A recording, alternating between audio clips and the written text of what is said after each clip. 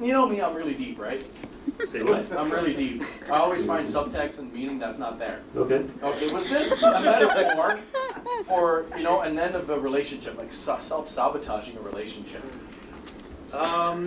Did you not see the chaos out there when you were on your way home from wherever you were? Where the hell else would I be except for work? Themes of that, I think, came out of it as a happy accident. Anytime you do, I find stuff like this, there's other themes that surface as material, and I think that was one of them. But it was really that ending scene when you're just alone at the table and you're just realizing what had happened and you're truly alone. You feel alone for the first time. That's deep, man. How did you channel that emotion?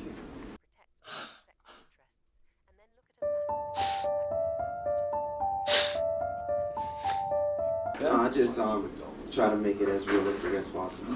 Were you thinking about like really sad stuff that happened to you? It's just acting. No, just acting. Sometimes you do that. Sometimes you're just like, all I need to do is act. Remember that whole Laurence Olivier talking to Dustin Hoffman? Anyone remember that? Yeah, right. Have you heard of acting? Yeah, Dustin's like super method, and Lawrence is like, have you ever heard of just acting? I don't know. And they're two amazing actors. Both have their own different approaches. Yeah. It looks like the world is ending, but not out there. In here. What the hell is wrong with you? How dare you try to put me on the spot? Why don't we put the spotlight on you, huh? Is this your first time acting now? Yeah, it is. Yeah. It is. Oh, wow. Yeah. Good job. What did you find challenging? I think it was challenging to be open-minded that maybe he didn't do something. It just seemed like it was very clear that she was on a mission to make him guilty, but then you kind of realize why. It's because she's the one hiding something, and it's all too easy to put it on the guy. And that's kind of what I felt was the most challenging, was to just be a bit open-minded that it's probably her. You were really into the character. You really tried to understand where the character was coming from. That's amazing. Going to try, yeah. Are you excited for like another short film? Anytime anyone's interested, I'm here. Wow, amazing. This is it. Like, I just was so mean to him the whole time, because it was So you like hard staying in otherwise character. to just be so adamant that he wasn't a good person, and so I just made sure that we had a good banter going, like regardless of if we were filming or not. And then when we wrapped, I was nice to him again. Are you just imagining like taking a break, eating a sandwich, and you're just like, motherfucker, just a sandwich. What's your problem? Actually what she did. We were having pizza. Oh, really? I was That's actually what you oh, did. is that fitting down your throat with all your lies? What do I have to be worried about? Is it something you're worried about? Yes, I'm worried. I've built this entire life, and it's falling apart around me. Are you talking about your life here with me, or the one out there? Is this your first time making like a full dialogue film? Just dialogue?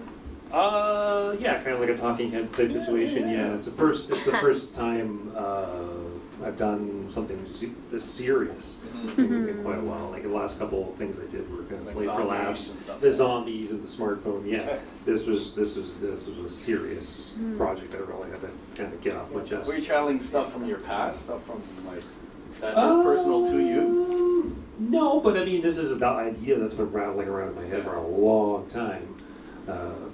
So it's so great to finally get it on. I think it's Judgment Day. People who have done shitty things are being judged. Taken. I never took you as the religious type. I don't think it has anything to do with God or anything. Was it your idea from the beginning to subvert the audience's expectations? Because I feel like, for me personally, I thought it was going to be him. Yes. And I think most of the audience probably was expecting him to be the one who was up to some shady stuff. So was that the intention all along? You got it. Yeah. Absolutely. It was. The intention was to have that back and forth, right? You don't know. I'm just curious, like, she disappeared later than a lot of people, right? So, is there a reason for that? Because I have a theory, but I want to hear what you think. Oh, I want to hear your theory. Okay. So, I think everyone who disappeared was because they were lying to someone, but it seems strictly that the lie isn't what they get disappeared for, it's getting found out about the lie. Because I think that moment she disappeared is when she would have, obviously about to come clean. Is that reading accurate at all? What I think that's a great launching point for a sequel.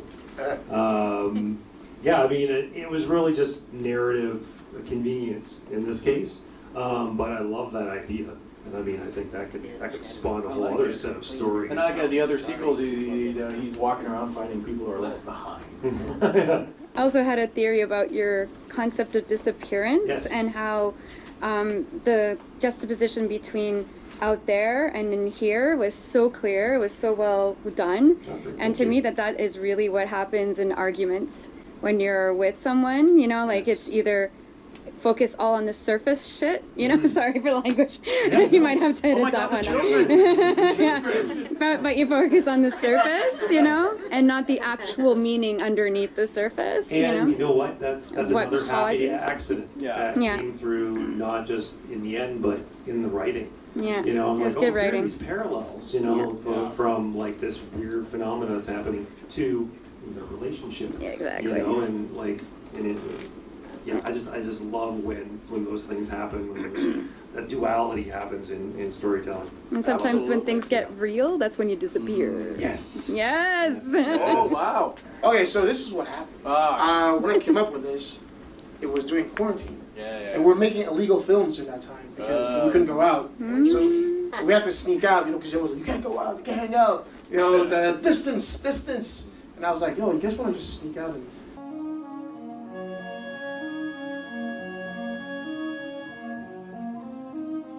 And Claudia is like my, during that time we were very like thick as thieves. So we did a lot of projects together. We got through a lot of festivals, but this one was like, I was like, she had nothing to do. I had nothing to do. Is that around the time when you couldn't stop? Like if you walked through an NCC park or something, you couldn't even stop. You had to keep walking, sir. Because here's the thing, like I got restless at some point because I'm a very like active creative. So it's my therapy, so I need it. Yeah. If I don't need it, it's like it was like I'm in the house with my mom. It's fun, you know, for like first couple months. That's intense. We're having pizza and wings every day. You know, I'm weight, and at one point we're like mother and son, then like roommates, and then like cellmates. And so we're just walking around like just like eyeing each other, like so I was like, oh, you know what? I need to get out. I need to. And so as soon as like they kind of like gave me like an inch, I said, hey, you know, you can kind of like go out. I'm like, guys, it's go time. So we made like 3 films during quarantine. It's so true. And they're like, hey mom, you want to play Chris Yates? And she's like, I never wanted children. No. Yeah.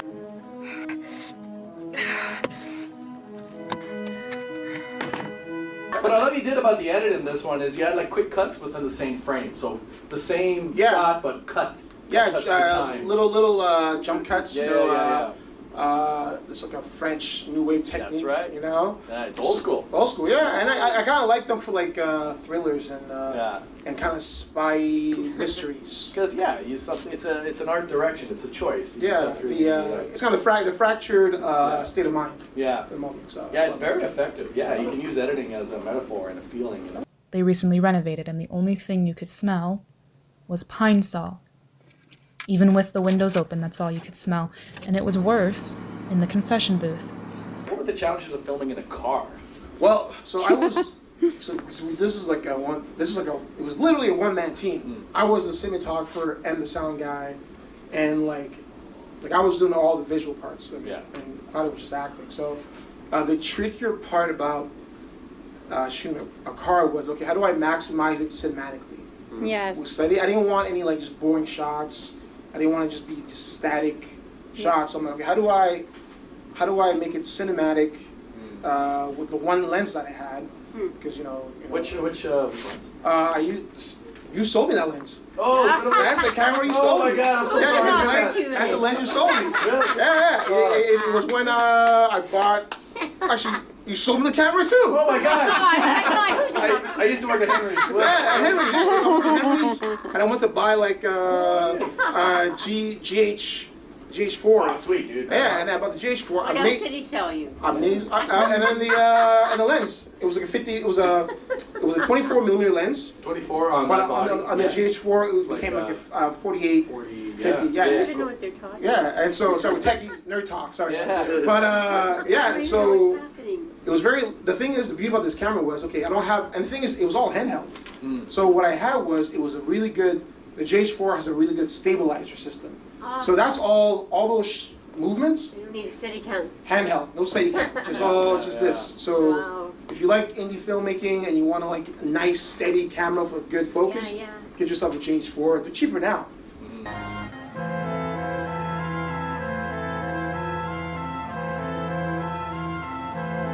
The trickiest part was how do I maximize the cinematography within a tight space. So you're a tall guy. How did you fit in the trunk? I didn't listen. How did I fit in the car? The car was not big.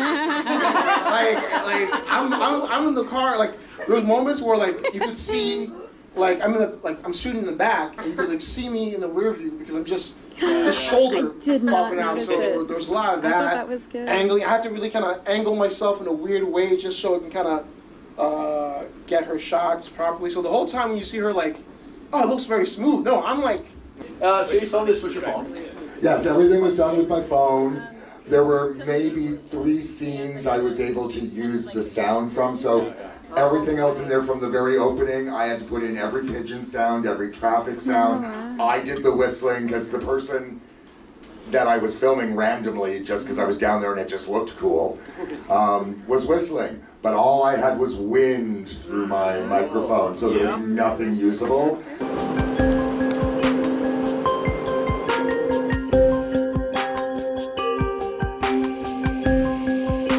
What I especially like about it is the angles. You were having fun with the camera angles. Yes, we were playing around. Sarah and Brian have never done anything, so like welcome to Kino. This was the most fun I've had doing a film that I've. And I know where you filmed this, right next to my building. Yes, I know. Can I give you this some when? Some when? When, where, wiggly waggly clockety ockety. All right. I've got something for you anyways. I wanted to work with 2 people I hadn't worked with before. Good job. I wanted to include different physical challenges without it being pertinent to the story. Nice. So all of those things we tackled. I met Sarah quite randomly one day when I was off to a meeting, and we just started talking because she has this incredible energy and I'm me, and it just drew together, and it was just like inevitable to me. It's the first time you work with actors? It is, yeah. Because he films himself. Finally, it's much more exciting. The difference? What's she talking about? You got a great haircut. Come on, it looks different. How can you not see it? Look. That's what I said. It looks great. What were the challenges of recording sound out there? Thank you for asking that Yes, question because that was I know. We need to know. So I'm in this long quest to tackle and figure out what audio should look like. So this time I bought some gear, and I thought that's gonna work. Like that's all it has to it, and it wasn't. And you should learn placement, and I don't know. I don't think I figured it out yet. And actually, it's a call out to audience. If you know what to do with audio, I'm really eager to learn. Well, sometimes you can't control certain elements. Yeah. Like the staccatos, right? They're out last week and they were like so loud in that part. You needed your.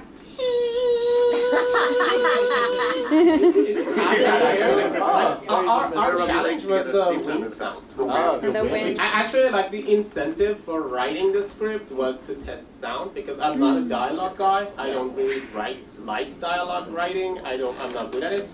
But I just wanted to something that. Who you are actually. Thank you. It was excellent.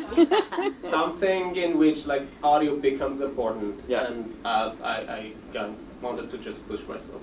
Roman Empire like knowing people. Finally. I'm so sorry I'm late. What was it this time? It's fine. I was working on my hair. Was this a true story? Yeah. So, I mean, it's I know the way your mind works. No, not my mind, but actually there is a condition with that. It's called thought broadcasting. So about 6% of people with schizophrenia experience that. When their thoughts are being, they think their thoughts are being broadcasted, seen by others. So this is a very disturbing thing. So all of us, everyone who laughed probably will go to hell. So yeah, but I think at one point or another we think that. Yeah, every one of us has thought we're in the Truman Show or people are reading our minds. Yeah. It's I mean, but you could spiral. Okay, she held her composure. This means probably I'm safe. So anyways, where are we going? Okay, so I can just avoid telling her anything about the party? Tell me it's a party. Shit, she's on it. I knew it. I want to compliment my actors on doing a great performance because they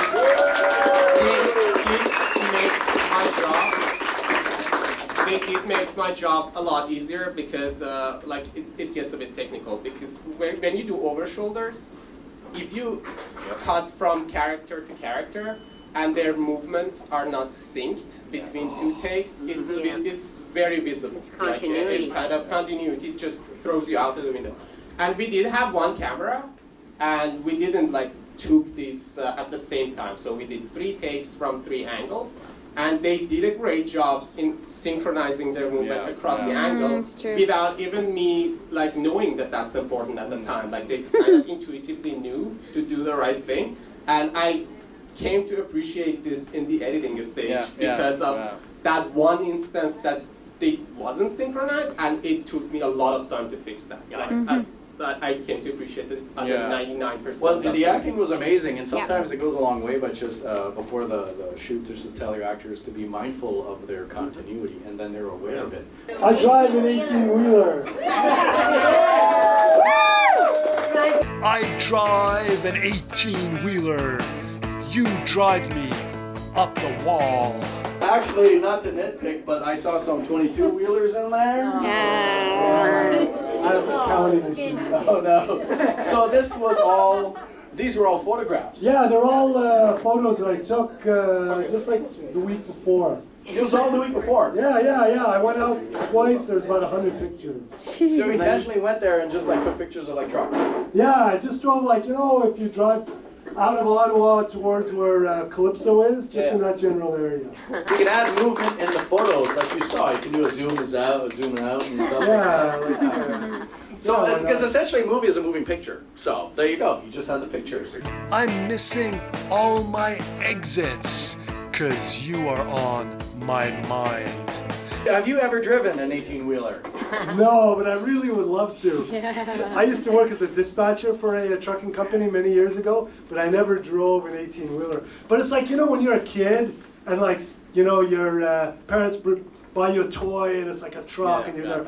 It's so cool. You got toys? It remains, it remains with you your whole life, and you're just there these are just huge toys. But I'm sure they're not, but in my imagination. But it's true. People who train for learning how to drive big tractors and trailers and stuff like that, they train on little remote controls. Really? They do, backing up and stuff like that. They have to understand the physics of it. So yeah. I noticed in the music you had horns. Did you add the horns? No, the horns were already there. Oh yeah, the truck horns. Yeah, I added all that in. Yeah. Oh my God. I love the lyrics. It's very catchy. It's 2 months ago you did one about the Jacques Bridge. I will live forever. Jacques Bridge. Well, remember that? That's amazing. Yes, I drive an 18-wheeler up and down the highway line. What's your muse? It must have been, I don't know, maybe Who drives you up the wall? Well, that part of it I don't know, but the trucks, those big monster trucks that up north in the oil rigs that crush everything, Maybe that was my muse, yeah. Okay. The correct answer is me. I'm your muse. All the time. I had visions of George Thorogood and all kinds of things going on. Well, thanks. ZZ Top even. That's right. Don't steal my man. Yes, question Sorry. over there. So was the idea for the song first or for the movie first? No, the song first. Yeah, it was just like a catchy line. It is very catchy. But it's like, I didn't recognize your voice at first because I've never heard you sing before. well, I don't know if I was singing. I was more kind of like, spoken word. I have to link you to Jacques Cartier Bridge here. Your writing process, what was that like? How long did it take you to come up with the lyrics? Oh, not very long. Yeah. I mean, it's like pretty simple. It's not like a lot of emotional depth. It's good though. You know, it's kind of like an old country music song, you know, from the 40s and the 50s, which I really, really like. A lot of people have a fascination with trains. It's a whole community. Trains, trucks, a whole yeah. community. Yeah, so that's pretty cool. So that might have post that in like communities about trucks and stuff. Yeah. You get a lot of traction. A lot of traction, yeah. Sorry. Good one.